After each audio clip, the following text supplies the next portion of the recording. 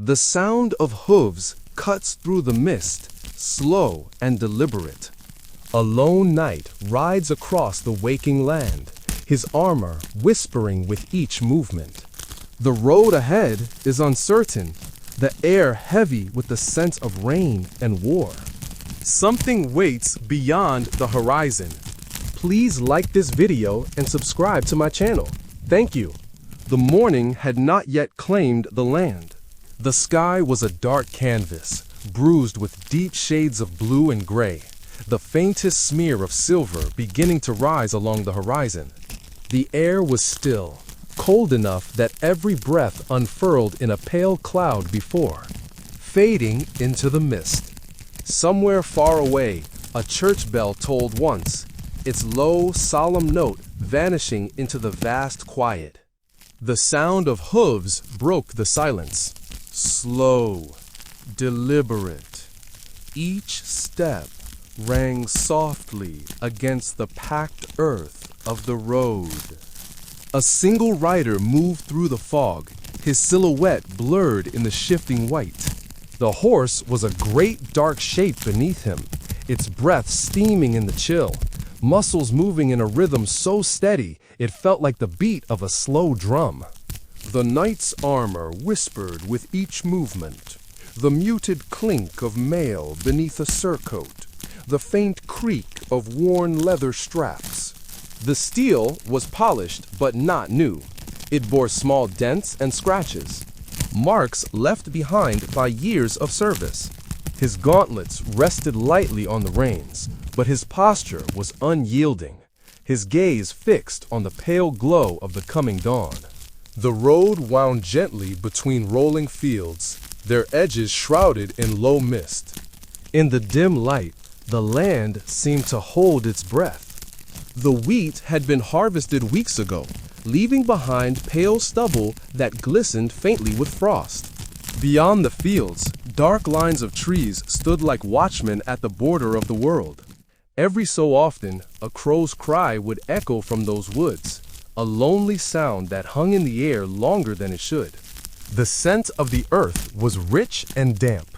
Somewhere, far off, the smell of wood smoke drifted, the sign of a waking village. The knight's horse flicked its ears at the distant sound of a barking dog, but the pace never changed. There was no hurry in the journey, only a steady persistence, as if the road was not something to be conquered, but something to be endured. As the land slowly lightened, the world revealed itself in fragments.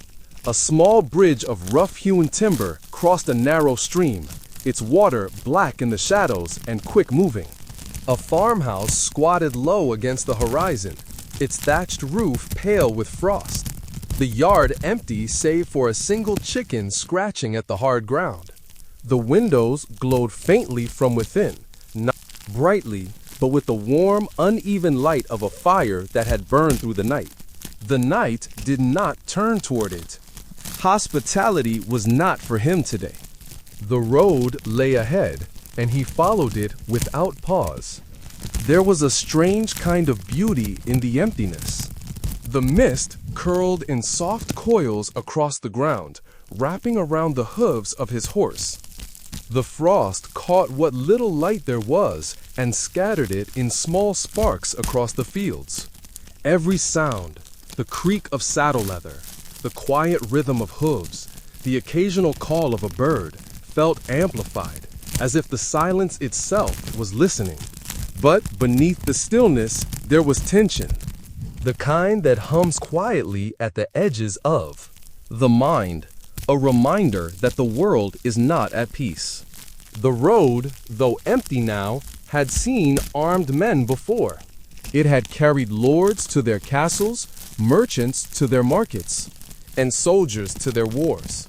And somewhere ahead, beyond the morning haze, it would carry this knight to whatever awaited him.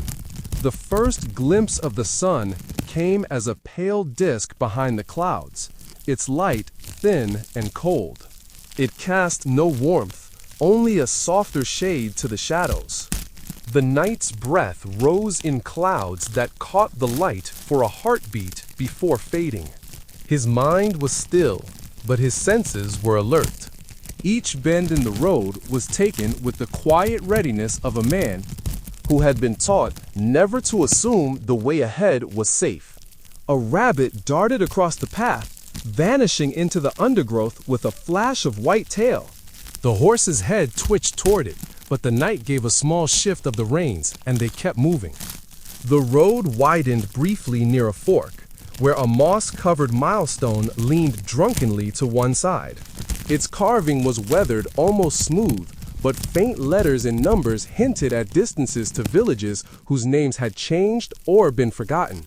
Beyond the fork, the road narrowed again, flanked by low stone walls built from fieldstones cleared long ago. Lichen clung to them in pale green patches. In some places, the walls had collapsed, and the stones lay scattered in the grass, half swallowed by years of growth. It was the kind of land that kept its history close, though most had forgotten how to read it. An hour passed, and the first signs of other travelers appeared. Footprints pressed into the frost, cart ruts hardened in the mud, a broken wheel abandoned at the edge of the road. A pair of birds picked at something in the ruts, scattering when the night drew near. No voices, no laughter, no greeting, just the long, steady rhythm of travel. The knight's eyes caught movement in the distance, a figure walking slowly along the road ahead. As the gap closed, the details came clear. An old man in a hooded cloak, bent slightly under the weight of a bundle on his back. His pace was steady but slow, the kind of walk that belonged to someone for whom the road was not a destination but a necessity. As the knight passed, the man stepped aside, lowering his gaze. The only sound was the creak of the leather straps on his bundle as he shifted his weight. The land began to rise gently, the road climbing between two ridges. The mist thinned as they gained height, and the wind grew sharper, carrying with it the faint scent of rain. From the crest of the hill, the view stretched wide, fields giving way to forest, the dark green broken here and there by the pale lines of rivers. Far to the east, on a distant rise, the faint outline of a castle stood against the lightening sky, its towers reaching like silent fingers into the clouds. The sight of it was not a comfort. Castles in this world were not merely symbols of safety. They were also fortresses of power, and power here could be as dangerous as it was protective. The knight let his gaze rest on it for a moment longer before urging the horse forward. The wind caught the edge of his cloak, snapping it lightly against the armor beneath. The descent into the forest was slow, the path narrowing under the shadow of tall oaks and beeches. The light dimmed, filtered through bare branches that twisted, like skeletal hands above. The air smelled of damp earth and fallen leaves, the ground soft under the horse's hooves. The forest was quieter than the fields, the sounds more muffled, as if the trees themselves were holding the day at bay. Somewhere deep in the undergrowth, a twig snapped. The horse's ears flicked forward, and the knight's head turned slightly toward the sound. Nothing moved in sight, but he did not dismiss it. The forest had its own kind of watchfulness, and not all of it came from animals. By the time they emerged from the trees, the day had fully claimed the sky, though the sun still hid behind a veil of clouds. The road straightened, leading toward a river, whose surface reflected the pale light like dull silver. A wooden bridge arched over it, its planks darkened from years of weather. On the far side, the road curved and vanished from view, as if it was inviting the knight into another chapter of his journey. He did not pause on the bridge. The sound of hooves on wood was loud in the stillness, each step a hollow drumbeat. Beneath, the water moved swiftly, its surface broken by the occasional swirl of foam. The far bank was muddy, the tracks of previous travelers still visible in the soft earth. Beyond the curve, the land opened again into rolling pasture, dotted with grazing sheep. Their wool was thick and matted, their heads lifting briefly before returning to the grass. A shepherd stood nearby, his crook in hand, his gaze fixed on the stranger passing through. No greeting, no question, just a silent acknowledgement that comes from living in a world where the road often carries men whose business is not to be shared. The knight kept riding. The castle in the distance remained a faint outline, but it was closer now, its form sharpening with each mile.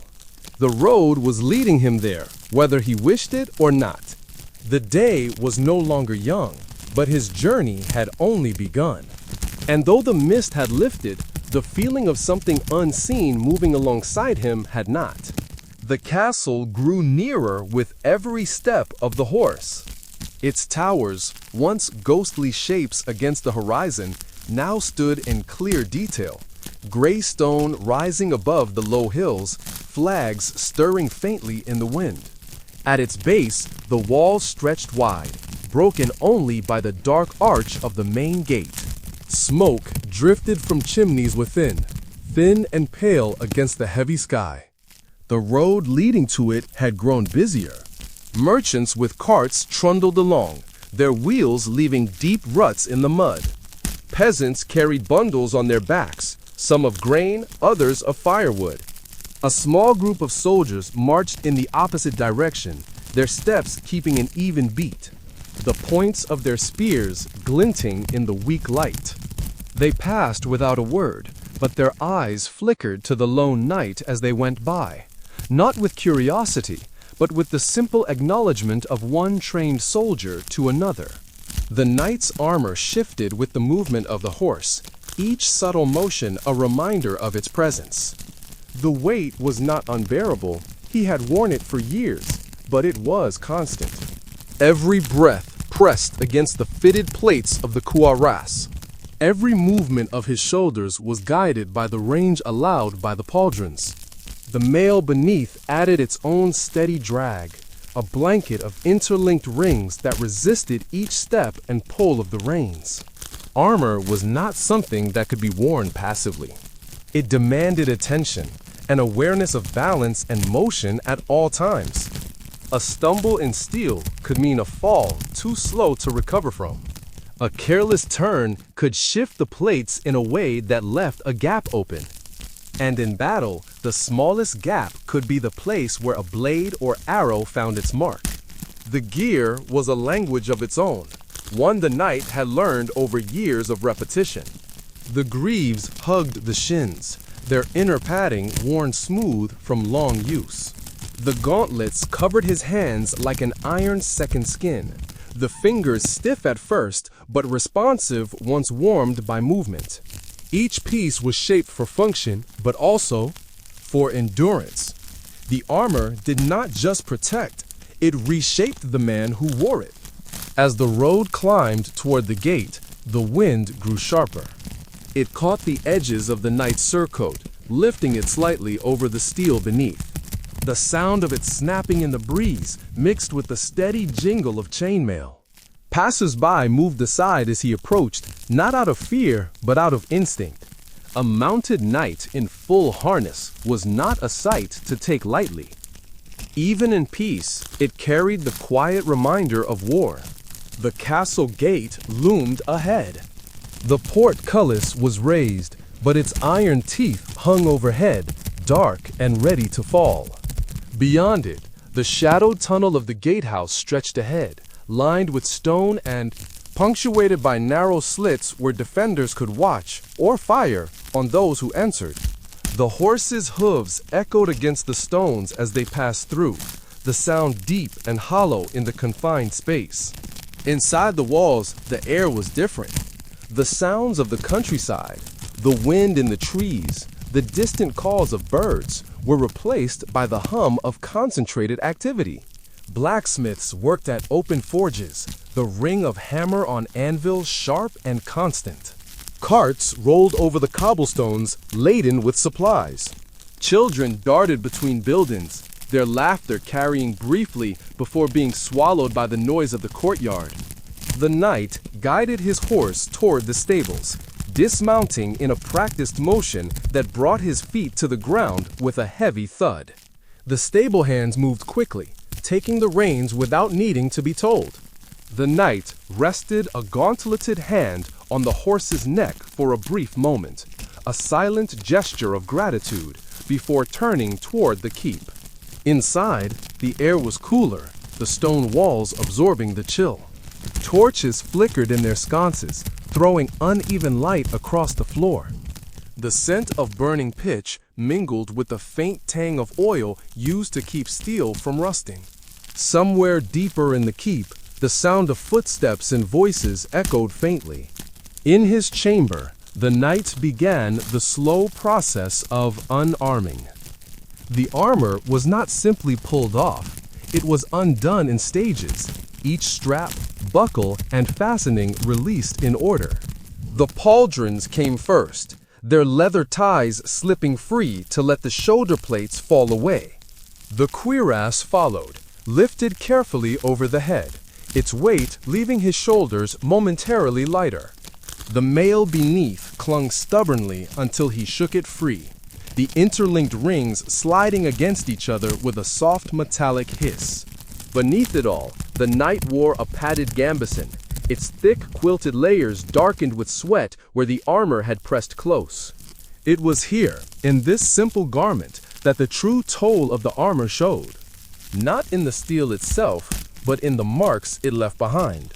Red lines traced the edges of where plates had pressed against skin. Small bruises had bloomed along the collarbone and ribs, the quiet badges of carrying one's own fortress all day. But the armor was never far away for long.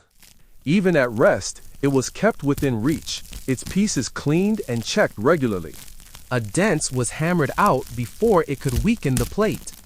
A loose ring in the mail was replaced before it could become a gap.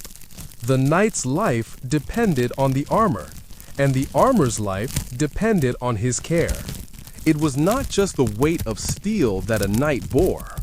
It was the weight of what it meant, the readiness it demanded at all times, the discipline to maintain it, the knowledge that it could be the only thing standing between him and death. The armor was not an accessory. It was part of him, as much as the muscles and bone beneath. That night, as the light faded from the narrow windows of the keep, the knight sat at the small table in his chamber. Before him lay his helmet, the visored faceplate closed, reflecting the flicker of the torch beside it. In its steel features, expressionless and cold, there was a strange truth. When he wore it, the world did not see the man inside, only the role he embodied. The weight of armor, he thought, was not measured in pounds alone. It was measured in the life it demanded in exchange for the life it protected. The castle's chapel was never truly empty. Even in the quiet hours before dawn, when the torches had burned low and the great hall beyond lay in shadow, the air here seemed to hum with a presence that was more than silence. The stone walls held the chill of the night, and the faint scent of incense lingered, clinging to the carved beams overhead. Candles flickered in small pools of light, their flames bowing in the drafts that whispered along the flagstones. The knight stood before the altar, his hands resting lightly on the hilt of his sword. The steel caught the candlelight, a thin silver line cutting through the dimness. He had stood here many times before, in moments both solemn and private, but today his mind moved backward, tracing the path to the day his oath was first spoken. He had been younger then, not yet fully grown into the man he would become, but already shaped by years of training and discipline. The hall had been filled with the weight of ceremony.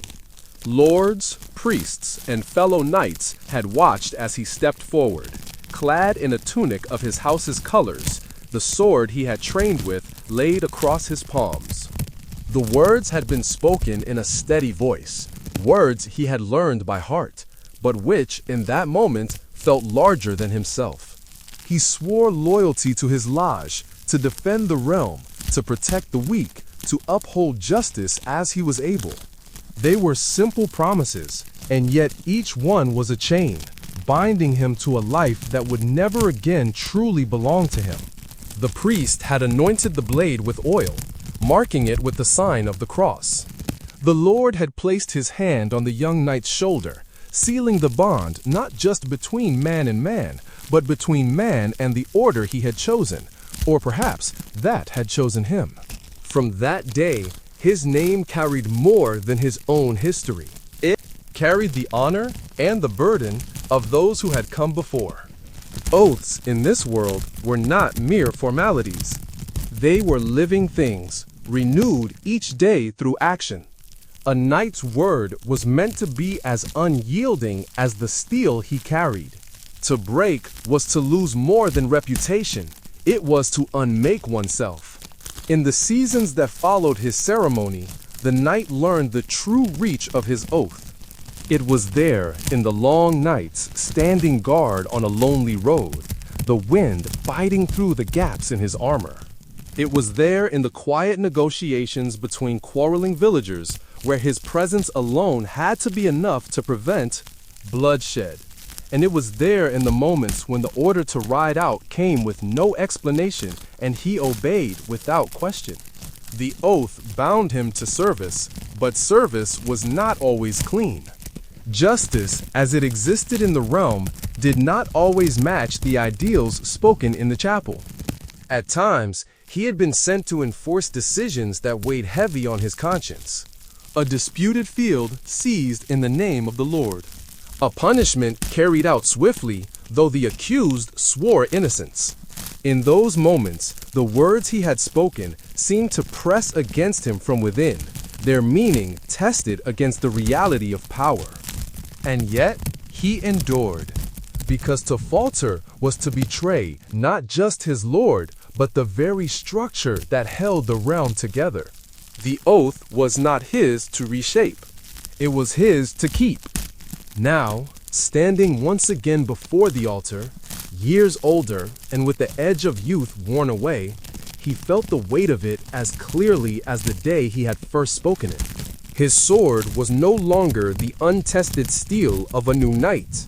It bore the marks of service, small nicks along the blade, the grip worn smooth where his hand had held it through long marches and sudden battles.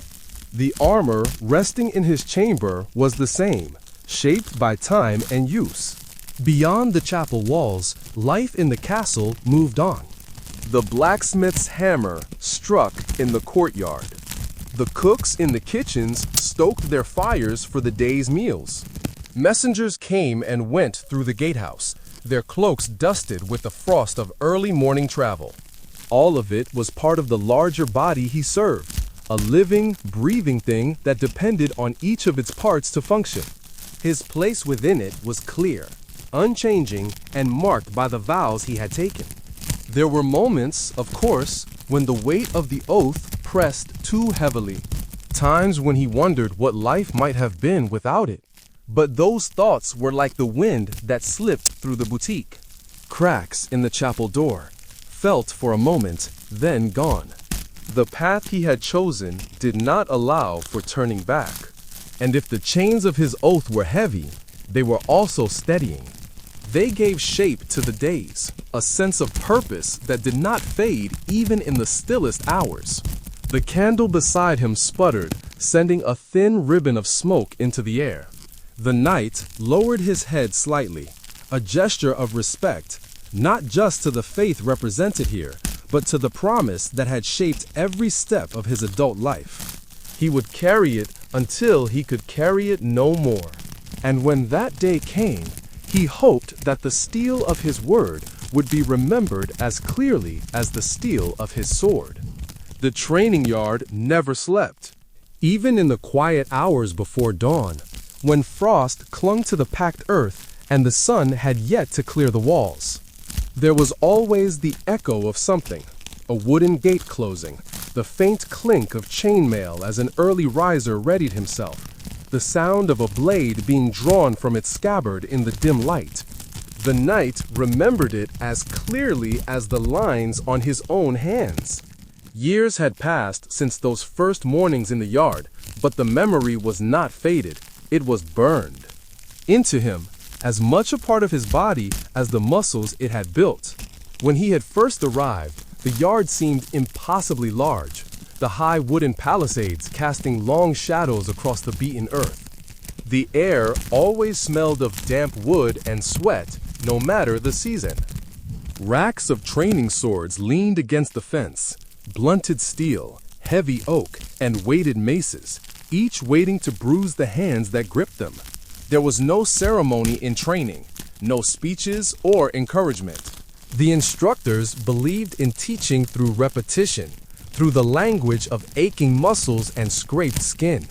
At first light, the squires were already moving, running, drills around the perimeter, carrying buckets of water from the well, stacking hay bales for strength work. The yard demanded motion, and motion was survival. The knight could still feel that first winter, the shock of gripping a frozen sword hilt until his fingers numbed. Breath would plume from the mouth in ragged bursts as they practiced footwork across the yard, each step leaving shallow impressions in the frost-hardened ground. The blows came quickly, from both instructors and fellow trainees, and there was no shame in falling, only in failing to rise again before the next strike landed. Training was not just for the sword. The lance loomed over them like a living challenge. Riding drills tested balance more than strength, the weight of the weapon pulling at the shoulder until the muscles burned. The instructors barked orders to keep the body low, the aim steady, the shield up to absorb the shock of impact. There were days when the bruises on the shoulder lasted weeks, their deep ache a reminder of every pass down the tilting yard. The shield was its own trial, not a static piece of defense, but a living wall that had to move with you, turn with you, strike with you. Its weight seemed harmless at first, until hours of holding it high made the arm feel as though it were carved from stone. The instructors would walk the lines, pressing on the edges to test the hold, shaking their heads at any weakness. Then there was the mail. At first, wearing it was a novelty, the way it shifted and whispered with movement. But novelty faded when the heat of the midday sun turned it into a furnace, or when rain soaked it through and its weight doubled. Marching in it was one lesson, fighting in it was another entirely. Every step, every swing of the sword had to account for its constant drag. Beyond the physical trials was the discipline of the mind. The yard had its own unspoken law, a hierarchy built not only on skill, but on endurance. It was easy to strike well in the first moments of a bout, but the true test was in the last minutes, when breath was short and vision blurred with sweat. A knight was expected to think when others faltered, to keep the pattern of movement even when fatigue tried to break it apart. Lessons extended into every corner of life. How to care for the weapons, to oil the steel, to check the edges for damage, to bind the grip tightly so it would not fail in the hand. How to tend to the horse, to clean the hooves, to feed it after a long ride, to speak to it in a way that steadied rather than startled. A knight without his mount was half-armed in battle. There were no shortcuts in the yard. The drills were endless. Parry and strike, shield and step, mount and dismount, until the motions became so ingrained that the body moved before the mind had time to command it. And when mistakes happened, as they always did, the price was another round, another lap, another hour under the eyes of the instructors. The seasons passed, and with them came changes the young squire could not see at first. The bruises healed faster. The breath steadied sooner after exertion. The strikes grew cleaner, sharper. The muscles along the arms and back thickened, the stance widened, the movements flowed with less hesitation. The yard was not gentle, but it was honest. Every scar, every callus, every ache was proof of progress. The knight, looking back now, could see how much of himself had been shaped here. Not just the skill to fight, but the patience to endure. The training yard had stripped away every comfort, every illusion of glory, until only what could survive remained. And what survived was not the boy who had first stepped through the gate, but the man who would ride under the weight of armor, bound by an oath, ready to stand in the path of danger. The yard had been a crucible, and it had done its work well. The first signs of change were almost invisible. They came not with banners or war horns, but in whispers carried on the cold wind, in the way certain conversations stopped when the wrong person passed by, in the subtle tightening of patrols along the castle walls. At first, the days seemed the same. The routines of the keep moved in their familiar rhythm, the smith's hammer ringing against the anvil, the clatter of buckets at the well, the faint smell of baking bread drifting from the kitchens. But beneath it all, something had shifted.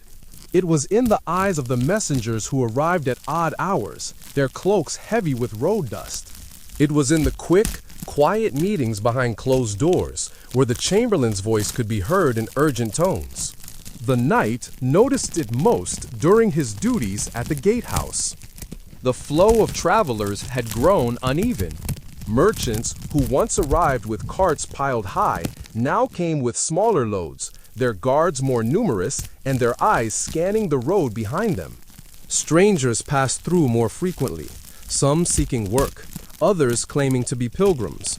But their questions seemed sharper, their interest in the castle's defenses too casual to be harmless. Beyond the walls, the villages whispered of border disputes. Fields near the edge of the realm had been raided, livestock taken, storehouses emptied. No one could say for certain who was responsible, but the direction of the rumors was always the blasphemy. Same a rival lord, one whose lands pressed close against their own. The knight felt the tension most clearly in the training yard. Sparring matches grew harder, less forgiving. The blows landed with more force, the footwork quicker, as if each man were testing not just skill, but readiness. Armor was kept closer at hand, weapons sharpened more often. Even the squires, who usually found moments for laughter between duties, spoke in quieter voices now. When he rode the patrol routes, the land itself seemed to carry the unease. Fields that should have been full of workers stood empty. Smoke rose from chimneys later in the day, as if people were waiting for the safety of the sun before tending to their fires. The roads were quieter, but the signs of movement were everywhere. Footprints in the frost, tracks of horses that had passed in the night.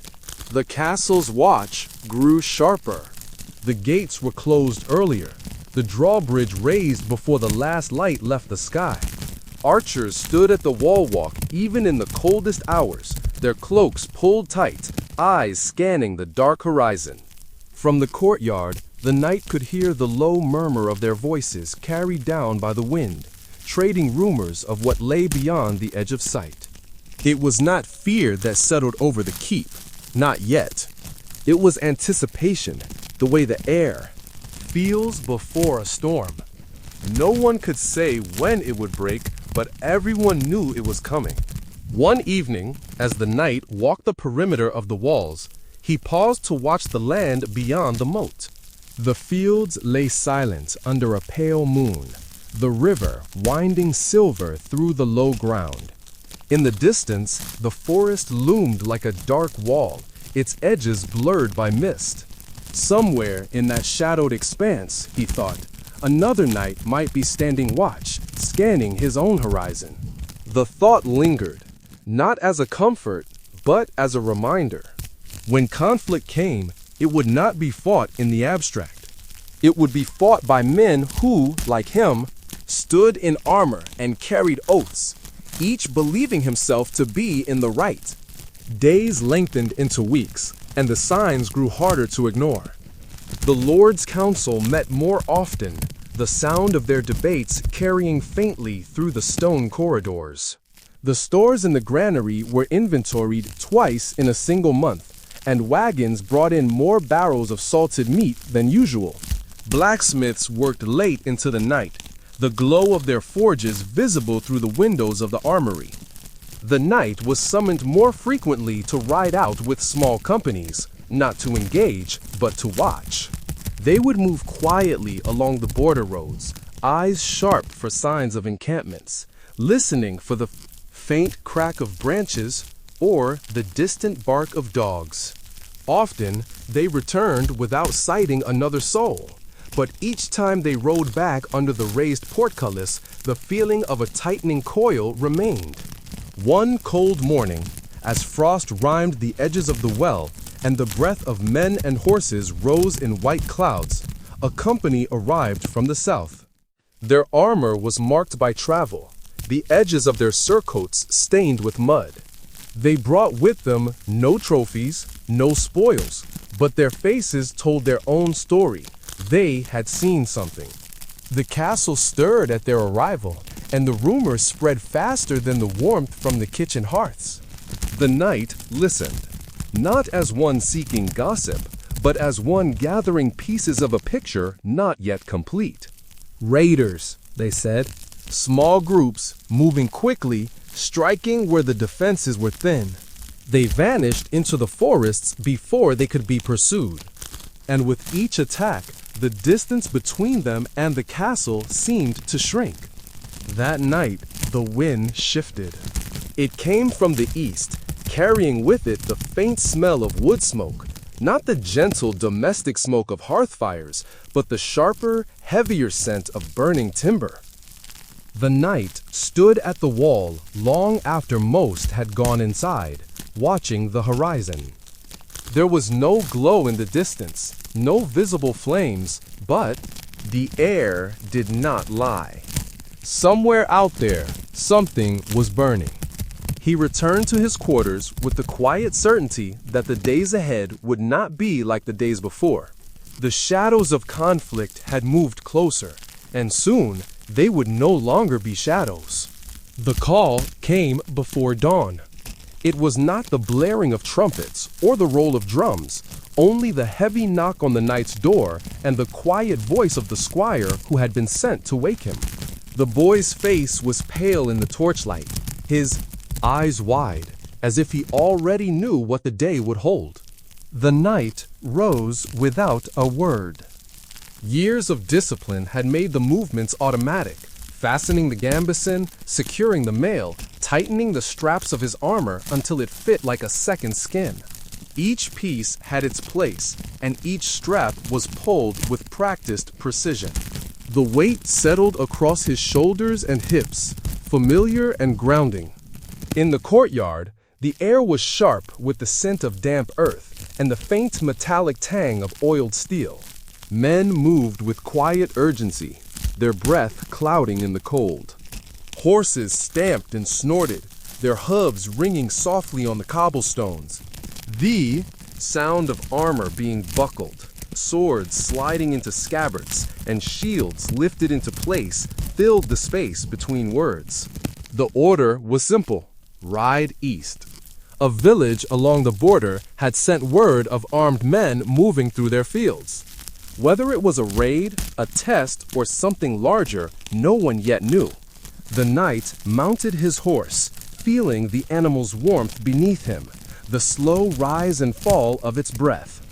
The drawbridge lowered with a groan, the chains rattling as the first riders crossed into the pale light of early morning. The road was damp from the night's mist, the ruts dark with water. The company moved at a steady pace, the sound of hooves blending into a single deep rhythm. The land on either side was quiet, too quiet. Fields lay empty, the doors of cottages closed tight. Here and there, a thin line of smoke rose from a chimney, but no figures moved in the open. As they neared the village, the first signs appeared. A fence had been broken, the posts splintered. A cart lay on its side in the ditch, its contents spilled and scattered. The tracks of many boots marked the mud, crossing and recrossing each other in hurried patterns. The smell of smoke grew stronger, mingling with the faint, bitter scent of something else, something burnt beyond wood. They found the first building still smoldering. The roof had collapsed inward, and the walls leaned drunkenly, blackened by fire. No sound came from within, only the hiss of damp timbers cooling in the air. The villagers had gathered in the square, their faces pale and tense. They spoke quickly to the captain, their hands gesturing east toward the tree line. The knight followed the others into formation. Shields came forward, lances were lowered, and the line began to move. The ground here was uneven, the frost-crusted grass crunching beneath the hooves. The forest ahead was dark and close, the trunks standing like pillars, the undergrowth thick enough to conceal movement. The first arrow came from the trees. It struck a shield near the edge of the line, the thud muffled by the wood. Another followed, then another, the air filling with the hiss of fletching. The riders slowed but did not break. The knight could hear the captain's voice, low and steady, giving the order to advance. The forest loomed closer, the shadows deepening with each stride. Shapes moved among the trees, quick, darting forms. The enemy did not wait for the knights to reach them. They emerged from the edge of the forest in sudden bursts, striking and retreating, their weapons flashing briefly before vanishing back into cover. The first clash came when a group broke from the trees entirely, charging across the meadows. Frost. The impact was sudden and heavy, the crack of wood against shield, the metallic ring of steel striking steel. The knight's lance took the first man in the shoulder, the force of the blow driving him backward into the ground. The shaft splintered on impact, leaving only the weighted butt in the knight's grip. The fight shifted quickly into close quarters. Swords cleared their scabbards, the edges catching what little light filtered through the clouds.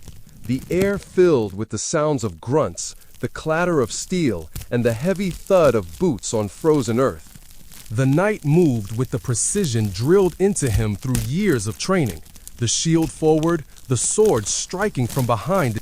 Cover, each motion part of a rhythm too ingrained to think about.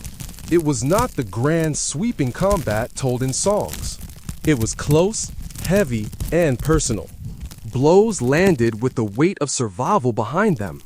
The enemy's eyes were visible through the gaps in their helmets, wide, bright, and desperate. Mud splashed underfoot as men shifted and slipped, the ground churned by the press of bodies and hooves. The battle swayed like a tide, surging forward, then pulling back. The enemy gave ground toward the trees, their strikes turning to sudden, sharp retreats. The knights pressed after them, but caution kept them from plunging too deep into the forest's shadow. When the fighting finally eased, the air was thick with the smell of sweat, smoke, and churned earth. The enemy had scattered, vanishing into the cover of the woods. The captain called the line to hold, scanning the tree line for any sign of return. None came. The knight's breath came heavy beneath his visor. His arm ached from the shield's constant weight, and the edge of his sword was marked by fresh nicks. Around him, men checked their armor, tightened straps, and looked to their horses. The adrenaline that had carried them through the clash now left behind a heavier awareness of the cold seeping back into their limbs, of the noise ringing in their ears, of the first bruises beginning to swell. They gathered what they could from the field, dropped weapons, scattered arrows, anything left behind that might be used again. The village was quiet when they returned, the people watching from doorways as the company rode past. Relief showed in some faces, but not comfort. They knew, as the knight knew, that this would not be the last time the road east brought trouble. That night, as he removed his armor in the dim light of the barracks, the knight felt the weight of the day settle over him. The first battle was behind him, but its shape would not fade quickly. The sounds, the smells, the faces, they would stay, not as haunting visions, but as pieces of the world he now lived in fully. War was no longer a distant possibility. It was here, and it had already begun to shape the days to come. The camp came into view at dusk. From a distance, it was little more than a scattering of dark shapes against the fading light. The low hump of tents, the silhouettes of wagons, the faint movement of men between the rows. But as the company drew nearer, the details sharpened, the flicker of torches at the perimeter, the glow of cooking fires, the smell of smoke and damp wool drifting through the air. The ground here was churned into a patchwork of mud and frozen earth by the constant movement of boots and hooves. Tracks overlapped in every direction, and pools of water reflected the orange shimmer of the firelight. The sound of the camp reached the riders in a low, constant hum. Voices speaking in uneven tones, the clang of a pot lid, the restless snort of horses tied to the picket lines. The knight guided his horse toward the stables set up along the edge of the camp. They were not permanent structures, only lines of posts with rope strung between them, hay scattered thick in the mud to keep the animals from sinking too deep. The smell of manure was heavy, but it was familiar, almost grounding. Stable hands moved between the rows with practiced speed, taking reins, checking hooves, rubbing down the animals to keep the chill from settling too deep into their muscles. Once the horse was seen to, the knight made his way toward the tent assigned to his company. It was a wide canvas structure, its seams darkened from years of use, the poles creaking faintly as the wind pressed against its sides. Inside, the air was warmer from the shared body heat of the men gathered there. Bedrolls lined the edges, and weapons were stacked neatly against axes. The center pole. The smell was a mixture of oiled leather, wool, and the faint metallic tang of steel, the scent of soldiers living in close quarters. Camp life moved at a different pace than the march or the fight. Here, time stretched in uneven lines, moments of stillness interrupted by sudden activity, hours of waiting followed by minutes of hurried preparation. The knight had learned quickly that war was not a constant clash of swords, but a long chain of days like this, the quiet work of keeping men and equipment ready for the next order. As night settled fully, the campfires became the heart of the place. Around them, small groups gathered, some to eat, some to speak in low voices, others to sit in silence, staring into the flames as if they could see the future in its shifting shapes. The knight joined his comrades at one such fire, the heat warming the front of his armor while the cold crept in at his back. The meal was simple: coarse bread, a wedge of hard cheese, and a bowl of stew that was more broth than meat. Still, it was enough to steady the stomach after a long day. The flavors were plain, but the warmth was a comfort. Around him, the conversation moved in fragments, stories of home, small jokes, murmured plans for the next day. No one spoke of fear, but it lingered unspoken, as present as the smoke drifting upward into the dark. The camp never truly slept. Even after the fires burned low and the voices faded, there were always sentries at the edges, their silhouettes marked by the faint glow of lanterns. The rhythm of their footsteps on the packed ground was steady, deliberate. The night wind carried sounds from far off, the distant crack of a branch, the howl of a wolf, the rustle of leaves in the dark. Sleep in camp was light and easily broken.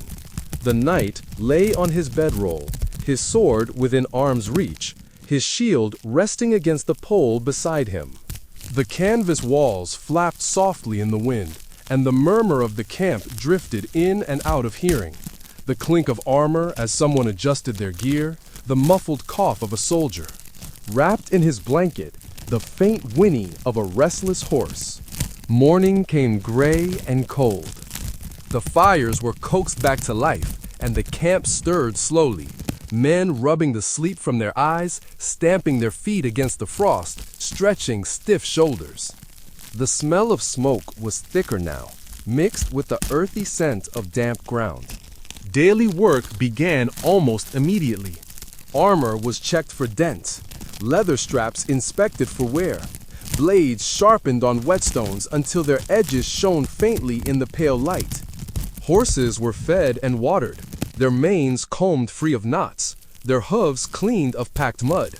Supplies were counted, arrows bundled, food rations tallied, water barrels checked.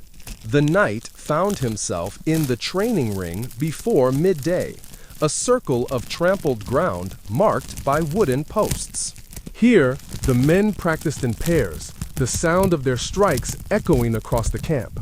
The blows were not meant to wound, but they were hard enough to remind the body of its work. Even in the quiet between battles, the body had to be kept ready, the reflexes sharp, the grip sure, the shield steady. By afternoon, the camp was alive with movement. Messengers rode in and out, carrying news to and from the surrounding countryside. The smith's anvil rang steadily as broken links of mail were replaced and damaged blades reforged. In the center of camp, the command tent stood with its flaps tied back, maps spread across a low table, stones marking the positions of villages, rivers, and roads. The air inside was heavy with the smell of wax and parchment, the voices of the captains low but tense. The knight knew better than to linger there. Orders would come when they were ready, and until then, the work of waiting continued. He spent the late afternoon walking the camp's perimeter, noting the placement of the sentries, the way the land rose and fell beyond the trenches. Every feature of the ground could matter. A patch of higher earth for a lookout, a cluster of trees that could conceal movement, a low hollow where sound might carry differently. As evening approached again, the camp settled into its familiar pattern. Fires were lit, the smell of cooking spreading through the air. The knight sat once more by the flames, his armor loosened but not removed, listening to the soft hiss of the stew pot and the quiet hum of conversation around him. Somewhere beyond the light of the fire, an owl called into the night. In the stillness between the day's tasks, he felt the weight of the war's slow pace. Battles came and went in hours, but the days between were long and demanding in their own way. The waiting wore on men, not with the sudden shock of combat, but with the steady pull of time, the knowledge that the next call could come at any moment without warning. And so the camp remained, a place of smoke and steel, of vigilance and routine, where every man lived in the space between what had happened and what would come next. The first sight of the fortress came at mid-morning. It rose from the crest of a rocky hill, its walls built of weathered gray stone, the towers jutting like watchful sentinels against pale sky. Even from a distance, it had the look of something that had stood for centuries, not untouched by time, but made stronger by it. Its position was deliberate. Steep slopes on 3 sides, a narrow approach on the 4th, and a river curling along the base like a natural moat. The company halted on the low ground to the east, the horses stamping and tossing their heads as the wind carried down the faint smell of burning pitch from the walls above. The captain rode ahead to join the other commanders, their silhouettes marked by the flicker of sunlight on polished helms. Maps were unrolled, figures traced over the contours of the hill, and the orders began to take shape. The knight sat in his saddle, eyes fixed on the fortress. He could see the movement of figures along the battlements, small shapes against the sky, their watch steady, their steps measured. This was not a place that would fall quickly. The stone itself seemed to hold the will of those within. By midday, the work had begun. The camp shifted closer to the hill's base, the tents arranged in neat rows beyond the reach of the fortress's arrows. Wagons arrived with supplies, barrels of water, sacks of grain, bundles of timber. The blacksmith set up his forge, the sharp ring of his hammer echoing in the open air. Engineers began laying out the framework for siege engines, tall wooden towers that would roll slowly toward the walls, and great trebuchets whose arms would hurl stones heavy enough to break the mortar. The knight's duties were steady and unchanging. Patrol the perimeter. Guard the engineers. Watch the walls. At times, the garrison inside would loose arrows down toward the workers, the shafts clattering against shields and digging into the mud.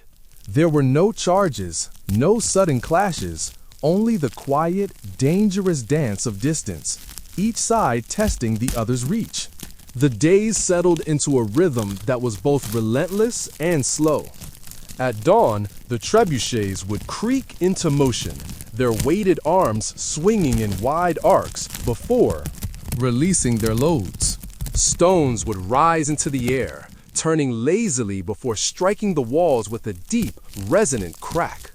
Sometimes a chunk of masonry would break away, tumbling down in a cloud of dust. More often, the walls seemed to absorb the blows, as though the stone itself refused to yield. The defenders answered with their own missiles, smaller stones, crossbow bolts, and pots of boiling water that hissed and steamed when they struck the earth. The smell of heated pitch would drift down on the wind, sharp and acrid, mixing with the constant scent of smoke from the campfires below. The work was tiring in ways different from battle.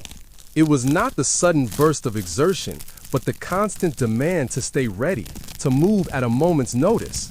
The knight would spend hours behind a raised shield, watching the battlements for the telltale movement of an archer. His arm would ache from holding it high, his vision narrowing to the gap between the shield's edge and the steel of his helm. When the call came to rotate positions, the relief was sharp but temporary.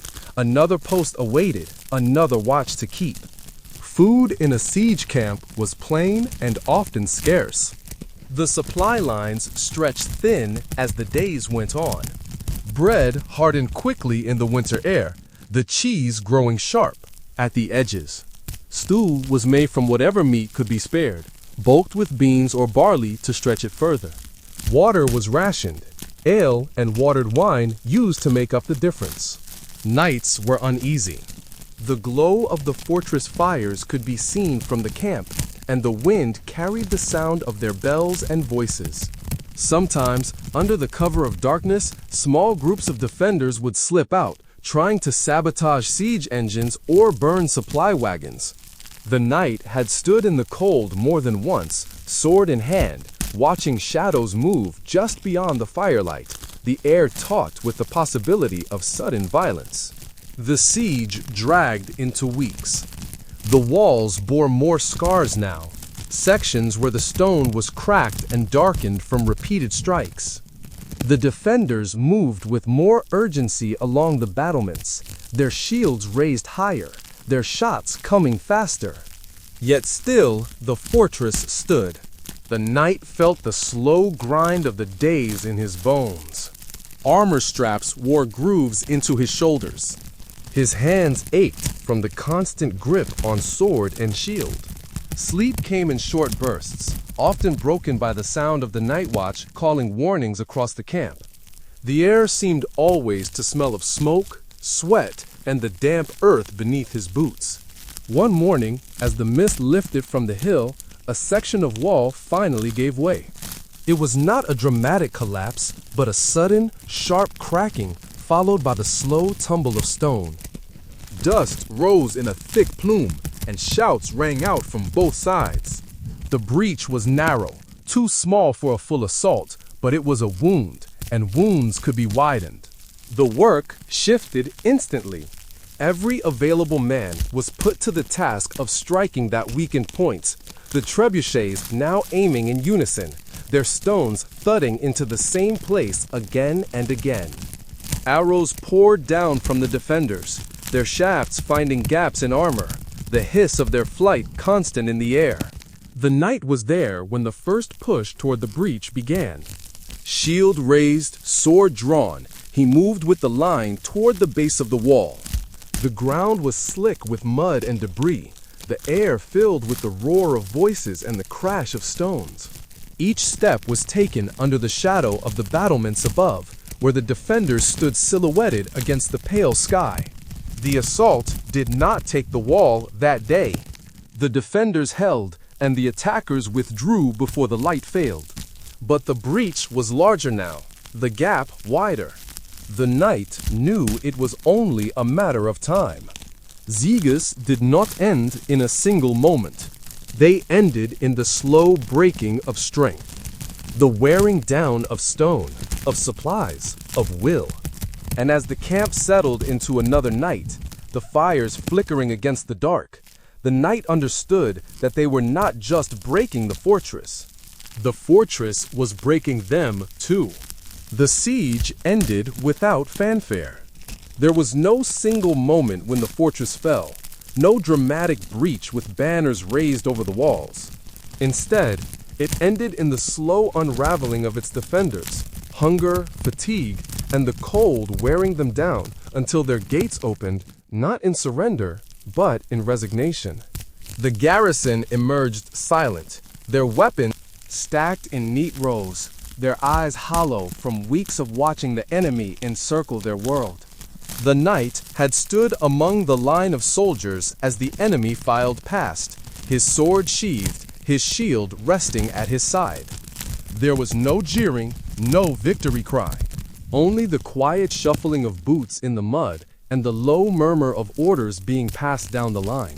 The wind carried the smell of the fortress out into the camp, stale air, damp stone, and the faint, sour trace of smoke from the last fires burned within its walls. 2 days later, the company broke camp. The siege engines, too large to move quickly, were dismantled where they stood.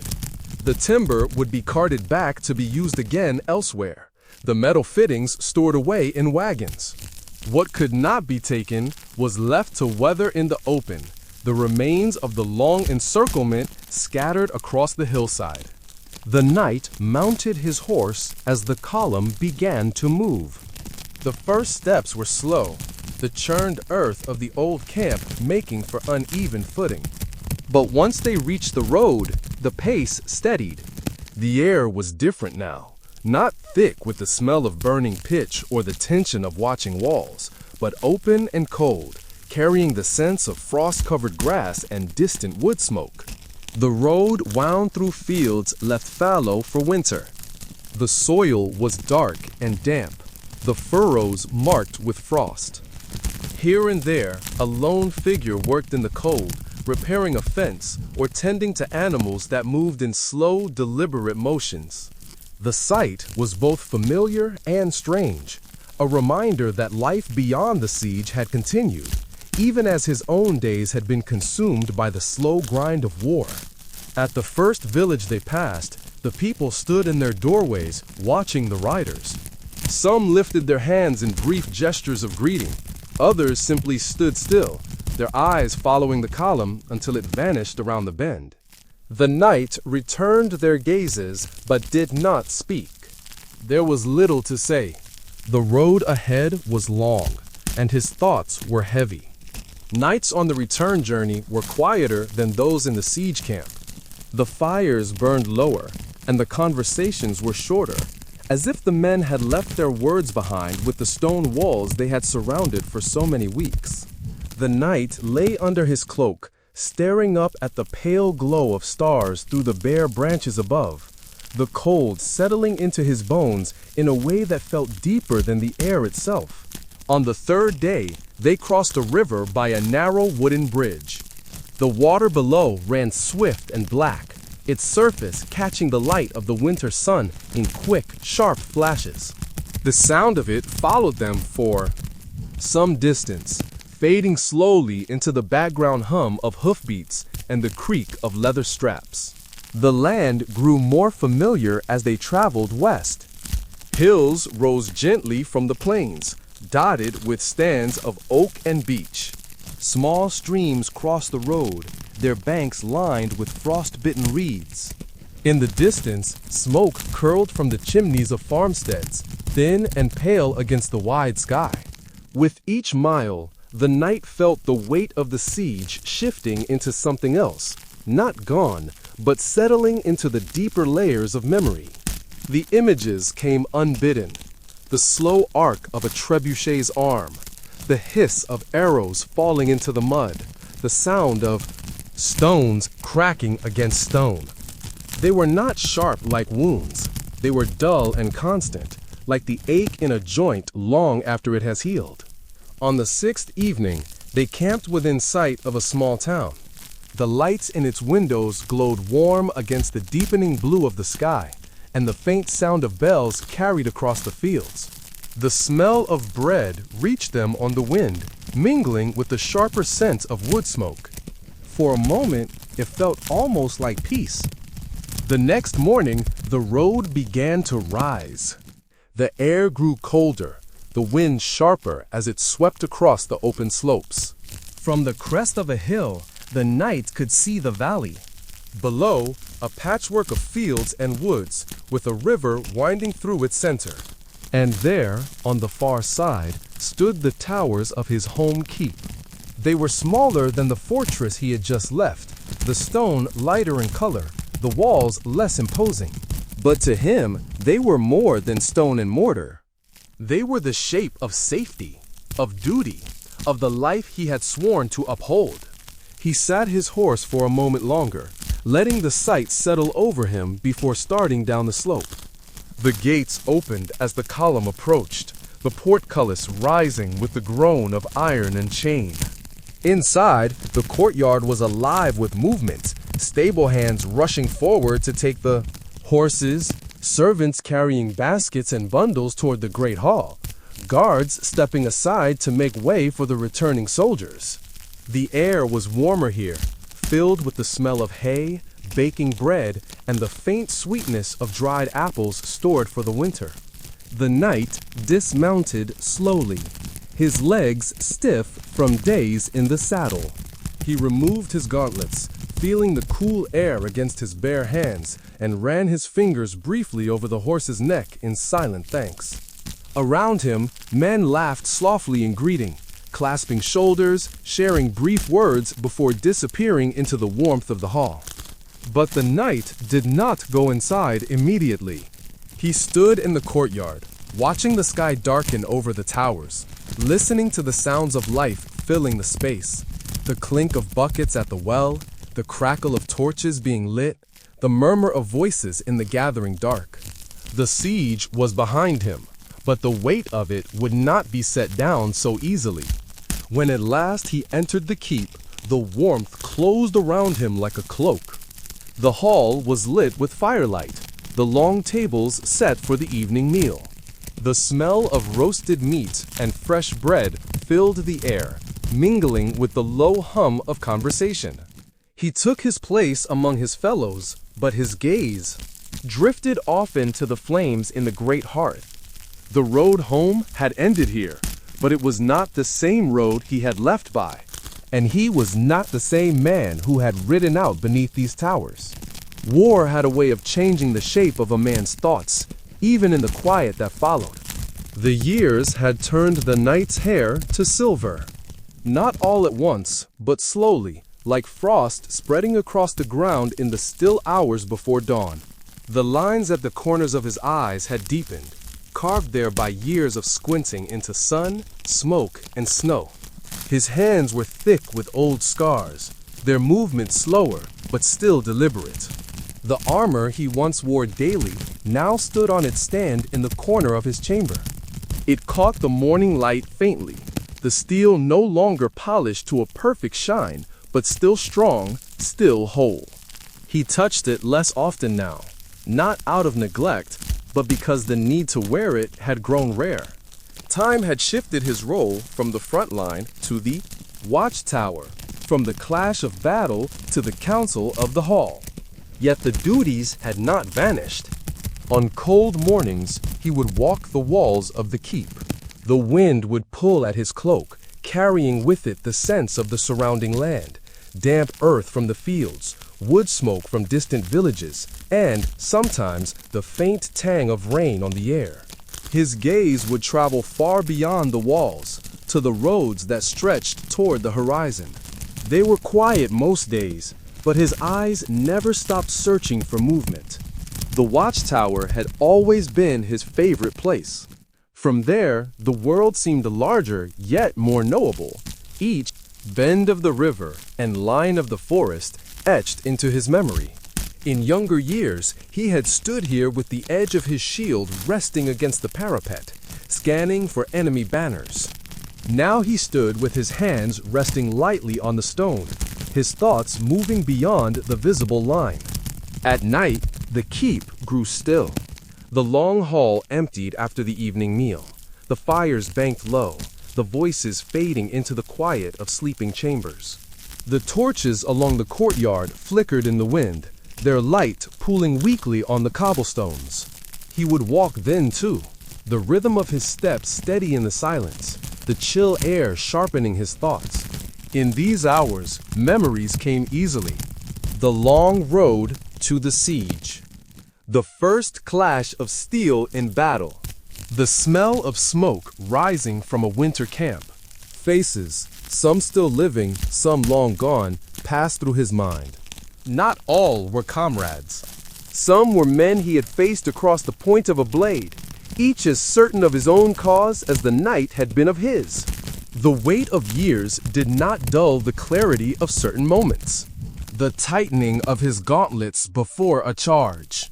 The creak of leather as he leaned into his shield. The deep, hollow sound of a gate closing behind him. Each had been a part of the life he had chosen, or perhaps the life that had chosen him when he took his oath so long ago. He thought often of that day, the young man standing in the chapel, sword in hand, speaking words he barely understood the depth of. He had learned their meaning over decades, in frost and fire, in hunger and in quiet, in both victory and the uneasy peace that followed. Now his oath was not to charge or to strike. It was to remain vigilant, to be the steady presence that others could trust to keep the watch.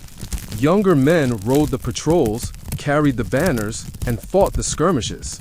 But when they returned, they would pass beneath his gaze on the walls, and they would know that someone had been watching in their absence. The seasons turned.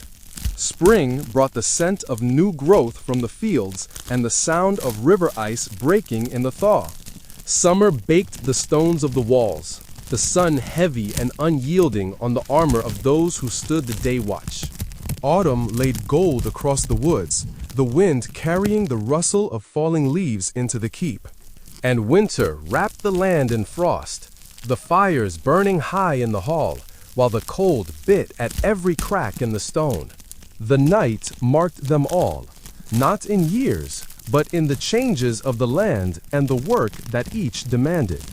One evening, as the sun sank behind the hills, he stood again in the watchtower. The sky was streaked with red and gold, fading slowly into the deep blue of oncoming night. Far below, the villagers were returning to their homes, the thin trails of smoke from their chimneys curling into the air. The river caught the last light, winding like molten metal through the darkening fields. It was in moments like this that he felt the full span of his life's service. The years of riding out to meet danger, the long nights in camp, the hard choices in the heat of battle, all of it had been for this, for the sight of the land held safe, for the quiet that settled over the valley as night fell. The bell in the courtyard tolled once, marking the change of the watch. Below, the guards moved to their posts, their boot thudding softly on the stone steps. The knight remained where he was, the cool wind tugging at his cloak, his eyes tracing the farthest edges of the horizon. This was his last vigil, though he had told no one. Age had slowed him, and he knew the day would soon come when another would take his place on the wall. But for now, the land still lay under his gaze, and he would keep it so for as long as he could. When darkness fully claimed the valley, the torches along the wall flared against the night, their flames bending in the wind. The knight turned from the parapet, his steps steady as he descended toward the courtyard. The cold stone under his hand felt the same as it had decades before, unyielding, constant. The life of a knight was never truly about the battles fought or the banners won. It was about the watch kept, the oaths honored, and the land left a little safer than it had been before. And as he crossed the courtyard, the weight of his years resting lightly for once, he knew that when he left the walls for the last time, he would do so as he had lived, in quiet service, with eyes always on the horizon. Please like this video and subscribe to my channel. Thank you.